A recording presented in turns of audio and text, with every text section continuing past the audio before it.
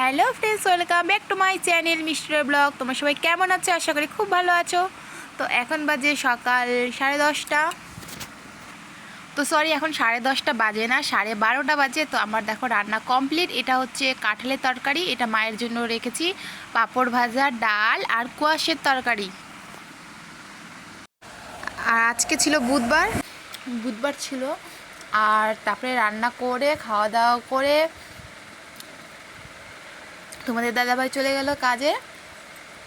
তো মানে কি অফিসে গেছিলো, তারপরে এসে খেয়ে গেছে।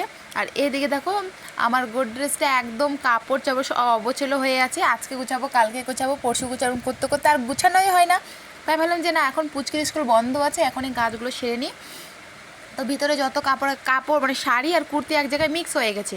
তো দেখো আলনাটা এরকম আছে, গোটা আলনাটাকেও গুছাতে হবে। তো সব কাপড় বাইরে বের করে কুর্তিগুলো আলাদা করব। আমার কাছে অবশ্য কুর্তি খুব কমই আছে, ওয়ান পিসগুলো আছে। ওয়ান পিসগুলো আলাদা করব, শাড়িগুলো আলাদা করব, সব কিছু আলাদা একটা ভাঁজ করে গুছাবো। কিন্তু আমার মাথাটা এত প্রচণ্ড ব্যথা করছে, আমি কি করছি না করছি আমি নিজেও বুঝতে পারছি না। এখন দেখে আমার নিজেরই হাসি পাচ্ছে। আর এই যে দেখো এই পুরনো শাড়ি একটা, তো এটা যখন আমার বিয়ের প্রথম এটা শাড়িটা খুব চুল ছিল, তখন আমার হাজব্যান্ড আমাকে এই শাড়িটা নিয়ে দিচ্ছে অনেক শখ করে। আমার হাজব্যান্ড অনেক ছোট ছোট শখ আমার পূরণ করে, বলতে গেলে অনেকটাই করে, বেকার মিথ্যা বলে লাভ নাই। আর বাবার বাড়িতেও হয়েছে পূরণ, সেরকম একটা হয়নি, যেটা সত্যি কথা। আর মামামকে পড়াতে চলে আসছে। আর এইদিকে আমি দেখো মানে বললাম না পেট খুব ব্যথা করছিল, তাই ভাবলাম যে একটু ইসে খাই। তো ভাবলাম একটু দই খাই, দইয়ের শরবত করে।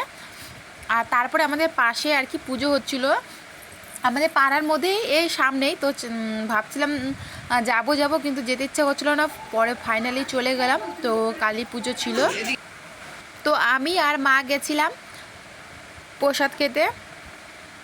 তো প্রসাদ খাওয়া হয়ে গেল, চলে এলাম বাড়িতে। প্রচণ্ড পরিমাণে ভিড় ছিল।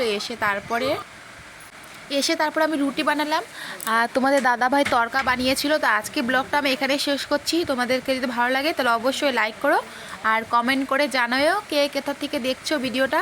তো প্লিজ কমেন্ট করো, নইলে আমি বুঝবো কী করে। আর কে কীরকম ভিডিও দেখতে চাও সেটা অবশ্যই কমেন্ট করে জানাও। আর আমার ব্যাপারে কিছু জানতে চাইলে অবশ্যই কমেন্ট করো। ফেসবুক থেকে দেখলে পেজটা ফলো করে দিও।